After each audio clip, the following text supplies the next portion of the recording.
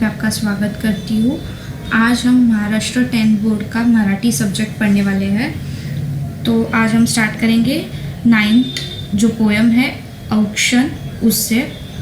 अब औक्षण का मीनिंग मैं आपको बताने जाऊँगी। तो पहले तो हम यहाँ पे एक नीचे पिक्चर है जो प्लेट है उसको देखेंगे। ये प्लेट जो है वो आपको मालूम होगा, अगर कोई बाहर जाते रहता है या फिर आपका बर्थडे रहता है तब हमारी मम्मी जो रहती है वो ऐसी थाली रेडी करती है और हमारी आरती करती है, बराबर। तो जब वो आरती करती है तो मराठी में उसे क्या कहते हैं, औक्षण करना।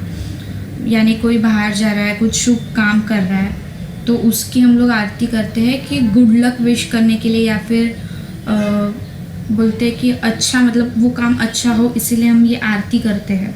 तो उसे हम मराठी में औक्षण कहते हैं। तो आज हम यही पोएम पढ़ने वाले हैं।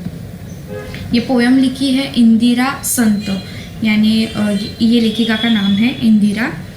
उनका जन्म और मृत्यु का साल दिया हुआ है 1914 ते 2000, 1914 to 2000 उनका ईयर है। येलो बॉक्स पढ़ेंगे हम। जो प्रस्तावना है, फर्स्ट पैराग्राफ सेम जो राइटर रहता है उसके बारे में होती है, और सेकंड पैराग्राफ जो चैप्टर या पोएम रहता है उसके बारे में। सुप्रसिद्ध कवयित्री, कथाकार, ललित लेखिका, और ये जो राइटर है वो बहुत सुप्रसिद्ध है, यानी बहुत ही फेमस है कविता लिखने के लिए, कथा लिखने के लिए, यानी स्टोरी लिखने के लिए। विशुद्ध भाव्य कविता लिहिणारी कवयित्री म्हणून तत्कालीन समीक्षकांनी इंदिराबाईंच्या कवितेला मुक्त दाद दिली। विशुद्ध भावांना मतलब अलग अलग जो इमोशंस रहते हैं वो एक्सप्रेस करती है इंदिरा संत अपने पोयम में से। प्रीती, विरह, एकाकीपणाचे दुःख आणि भावनांच्या कल्लोळ निसर्ग मनातून भावुकतेने आणि नेमक्या शब्दांमधून अभिव्यक्त करणारी शैली हे त्यांच्या काव्याचे वैशिष्ट्य आहे। अभी यहाँ पे क्या बताया है कि इनका जो राइटिंग स्टाइल है उसके बारे में बताया है। प्रीति यानी प्यार, मतलब वो हमेशा उनके पोएम में प्यार बताती है। विरह यानी जब कोई दो इंसान रहते हैं, एक दूसरे से अगर दूर जाते हैं, दूर होते हैं, तो उनको दूर होने का जो दुख रहता है वो दुख, अकेलेपन का दुख जो रहता है, एकाकीपन ऐसा मतलब अकेलेपन का जो दुख रहता है वो बताया है। और भावनांचा कल्लोळ यानी जो हमारे इमोशंस रहते हैं उनका जो आवाज़ रहता है, कल्लोळ यानी बहुत नॉइज़, वो सारी बातें ये अपने पोएम में बताती है। त्यांची मेहंदी, मृगजळ, रंगबावरी, बाहुला, गर्म रेशीम, चितकळा, वंशकुसुम आणि निरंकार हे कविता संग्रह। अभी यहाँ पे ये जो नाम दिए हैं वो सारे इनके पोएम्स है जो फेमस है। श्यामली, श्यामली, कदिल, चैतू हे कथा संग्रह, और ये इनके सारे स्टोरी है, मतलब जो कथा संग्रह रहते हैं वो है। असे विपुल लेखन प्रसिद्ध आहे।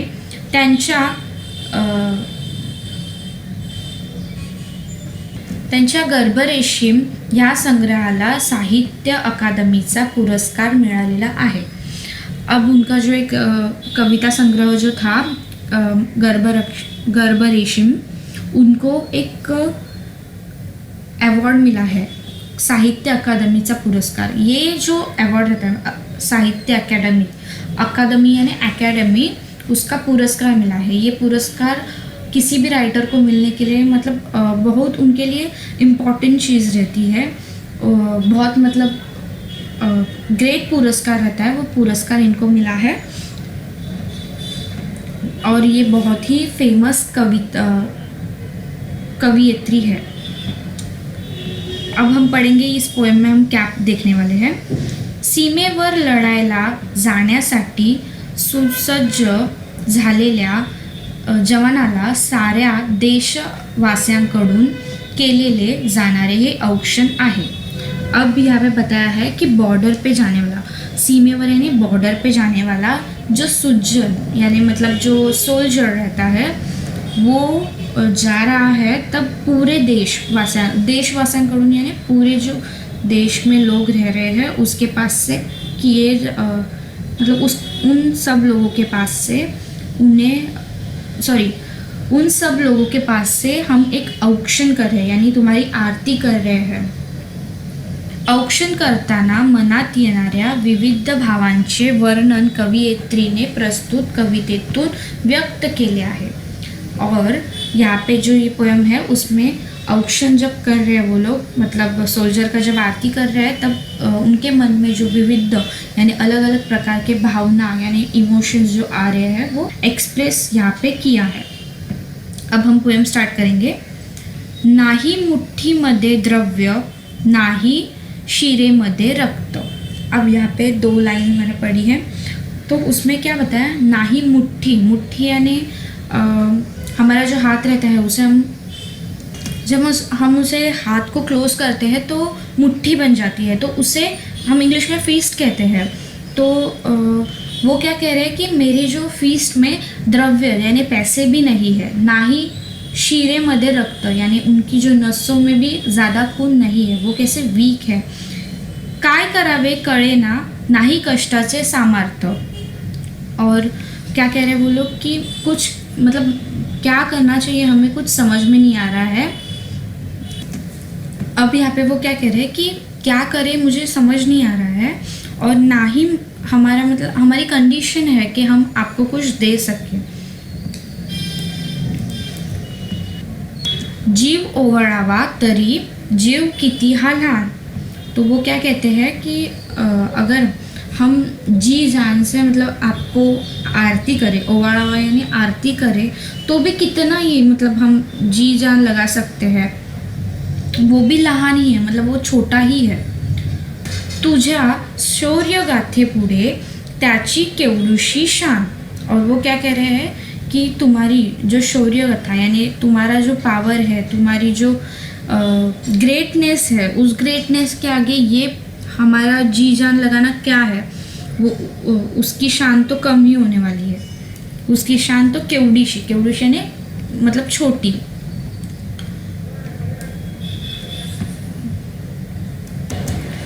वर बंबाऱ्या पुढे कल्लोळ धुराचे, धडधडत्या तुफानातून तुझे पाऊल जिद्दीचे।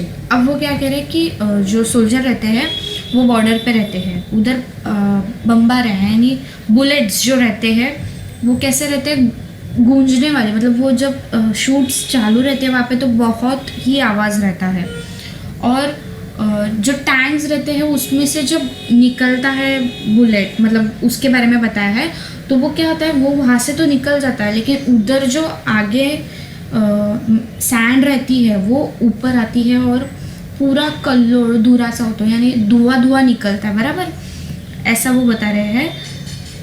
और ऐसा सारा मतलब तूफान यानी वहाँ पे ऐसे सारे तूफान चालू रहते हैं, उसमें भी तेरा जो स्टेप रहता है वो कैसा रहता है, जिद्दी का रहता है कि मैं जीतूंगा, मैं हारूंगा नहीं, मैं रक्षा करूंगा, ऐसा इस पैराग्राफ में बताया है। तुझी विजयाकडे दौड डोळे भरून पहावी, डोळ्यातली असावाचे ज्योत ज्योत पाजळावी।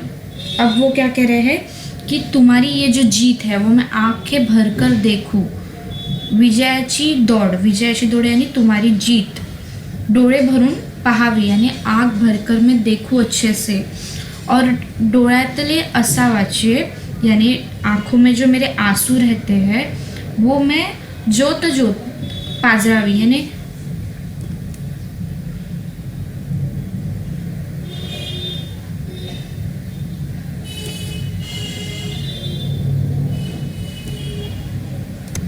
तो वो राइटर क्या कह रही है कि जब उनकी आंखों में से पानी आता है, जो डोळ्यातून आसवांचा यानी अश्रु जो निकलते हैं ड्रॉप बाय ड्रॉप, वो कैसे होनी चाहिए, पाजळावी यानी ग्लो होनी चाहिए। जैसे यहाँ पे अभी दिया चल रहा है तो वो कैसे ग्लो हो रहा है, तो वैसे उनके जब आंखों में से आंसू आते रहते हैं तो वो ड्रॉप बाय ड्रॉप थोड़े थोड़े आते हैं और वो कैसे ग्लो होकर आने चाहिए। क्यों? क्योंकि सोल्जर विजय यानी वो जीत रहा है, उसकी जीत देखकर वो खुशी के आंसू आने चाहिए। अशा असंख्य ज्योतींची तुझ्या अशा असंख्य ज्योतींची तुझ्या मागून राखण, दीनदुबळ्या यांची अशी तुला एकच औक्षण।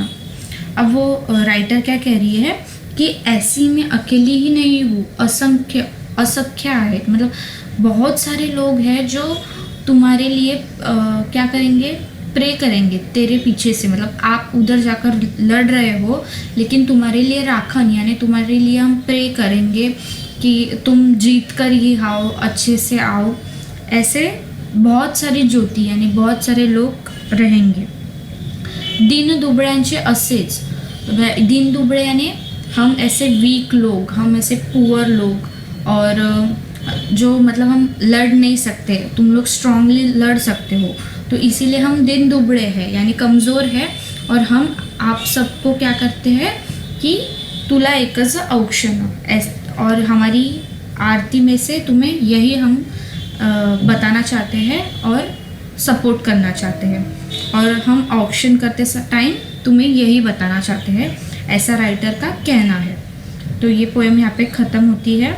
और सिंपली अगर मैं तुम्हें बताने जाऊँ तो ये पोएम ऑक्शन जो है वो एक सोल्जर के लिए, मतलब वो सोल्जर जब जाते रहता है लड़ाई लड़ने के लिए, उसकी आरती करते हैं, तभी उस टाइम पे जो इनकी फीलिंग्स रहती है, मतलब हम लोगों की, अगर हमारे घर में से कोई बॉर्डर पे जा रहा होगा लड़ने के लिए तो हमारे मन में क्या फीलिंग्स आती होंगी, तो ये सारी फीलिंग्स हम सोल्जर को बता रहे हैं। तो ये पोएम में सिर्फ इतना ही बताया है।